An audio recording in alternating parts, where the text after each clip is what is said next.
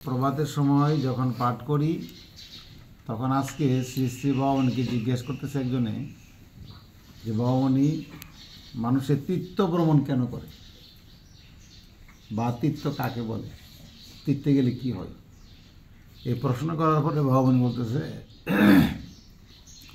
মানুষ যেমন কিছুক্ষণ পরিশ্রম করার পরে একটু বিশ্রাম নেই, ঠিক তদ্রূপভাবে সংসারের দুঃখ দুর্দশা ক্লেশ জ্বালা যন্ত্রণায় যখন মানুষের দেহ মন প্রাণ যখন অতিষ্ঠ হয়ে যায় তখন মানুষের তীর্থে ভ্রমণে যায়।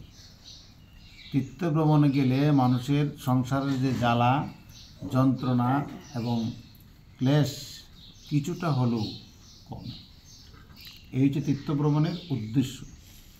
এরপরে বাবামণি জিজ্ঞেস তীর্থ কাকে বলে।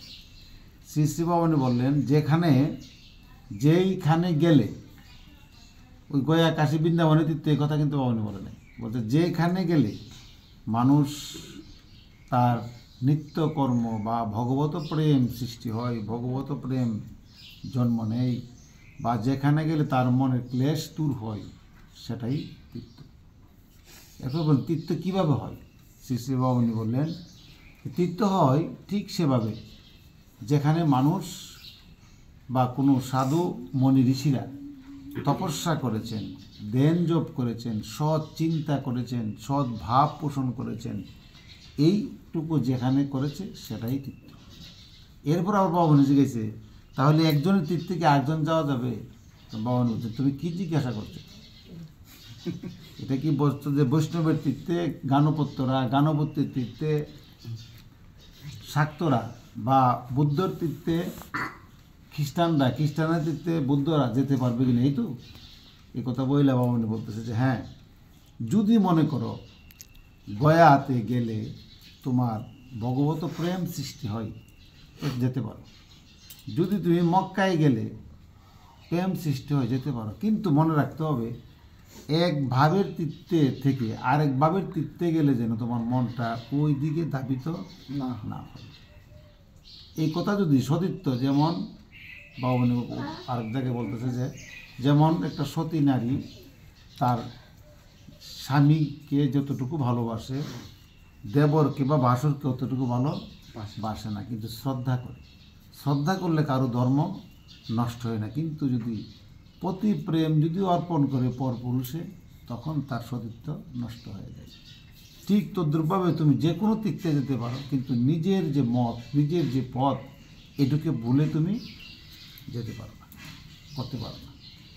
যেমন তুমি উদাহরণ দিছে বাবামণি, যেমন ধরে নাও তুমি মক্কায় গেলে, মক্কা থেকে কীভাবে এক ঈশ্বরবাদ প্রতিষ্ঠিত হচ্ছে এই তত্ত্বটা জানার জন্য তুমি এখানে যেতে পারো।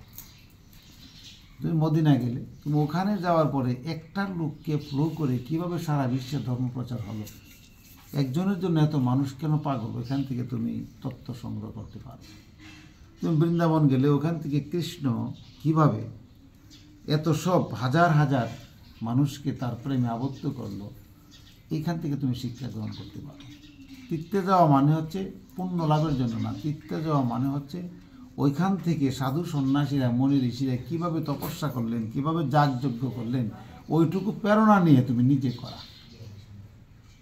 আমি তীর্থে গেলে আমার পূর্ণ হয়ে যাবে না, ওই তীর্থে আমি কেন গেলাম, তীর্থটা কেন সৃষ্টি হলো। যেমন ধরেন আমাদের বাবামণি পূর্ণগীতে বা গুরুধামে বা রহিমপুরে বা বেনারসে উনি যে সব জায়গাতে আশ্রম করেছে বা কঠোর পরিশ্রম করেছে, ওই সব জায়গায় আমাদের যাওয়া মানে পূর্ণ লাভ না। যাওয়া মানে বাবামণি কীভাবে সেখানে তপস্যা করলেন, বাবামণি কীভাবে শ্রম দিলেন, বাবামণি কীভাবে গড়ে তুললেন, এইসব জায়গা থেকে শিক্ষা গ্রহণ করা। শিক্ষা গ্রহণ করে নিজে তদ অনুযায়ী কাজ করতে পারলে পূর্ণ লাভ হবে, আর দশ দেখাইলে পূর্ণ লাভ হয় না। মানুষ দেখবার জন্য তো কক্সবাজারও যায়, দেখার জন্য নেপালও যায়, ব্যাংকক যায়, বিভিন্ন জায়গা যায় না পর্যটক হিসাবে, যেগুলো তো পূর্ণ হয় না। কিন্তু এখান থেকে দেখায় বলতে পারে দেখাইছি রে সেরকম মাছ, সেরকম জল, সেগুলো নীল নদ, কিন্তু না। শ্রী শ্রী বাবামণি বলেন এই জন্যই, যেমন বুদ্ধদেব বুদ্ধগয়া সৃষ্টি করেছেন এখানে সাধনা করে, নীলাচলে মহাপ্রভু গিয়েছেন সাধনা করার জন্যে, যেমন এখানে বৃন্দাবনে ভগবান শ্রীকৃষ্ণ লীলা করেছেন, এটা বৃন্দাবন হয়েছে।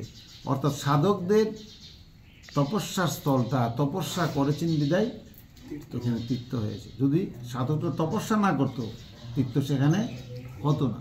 ঠিক তদ্রূপভাবে ওই তীর্থ গিয়ে উৎসাহ নিয়ে আইসা যদি আমরাও সাধন ভোজন করি, তখন আমার ঘরটা, আমার গৃহটা তীর্থ হবে, আমার বাড়িটা তীর্থ হবে, আমার উঠানটা তীর্থ হবে, আমার ঘাটটা তীর্থ হবে। এবং আমরা এই যে আশ্রম আশ্রম এখানে আজকে প্রায় অনেক দিন হয়ে গেল। আমরা বাবা উনি বলছেন যে জায়গায় একাধারে 3 বৎসর সমবেত উপাসনা হয়, হরিওম কীর্তন হয়, ব্রহ্মগায়ত্রী গীত হয়, অখণ্ড সংহিতা পাঠ হয়, নাম জপ হয়, তার মাটির নিচে একটি মহাশক্তির সৃষ্টি হয়, অর্থাৎ তীর্থ হয়। এখানে আসতে ভালো লাগে, এখানে বসতে ভালো লাগে, এখানে কথা ভালো লাগে, এখানে প্রসাদ ভালো লাগে, এখানে থাকতে ভালো লাগে। অর্থাৎ বাড়িতে গেলেই কথাটা মনে পড়ে, কারণ এখানে একটা শক্তি আছে, এই শক্তিরই পরম তীর্থ। এই জন্যই বাবামণি বলছেন যে তোমরা প্রত্যেকটা গৃহে প্রত্যেক দিন সকাল সন্ধ্যায় কীর্তনাদি করো, নাম জপ করো, অখণ্ড সংহিতা পাঠ করো। প্রত্যেকটা গৃহে গৃহে এই তীর্থের শক্তি অর্জন হবে, তীর্থ সৃষ্টি হবে। এই হচ্ছে আজকের সকালের শ্রী শ্রী বাবামণির বক্তব্য। জয়।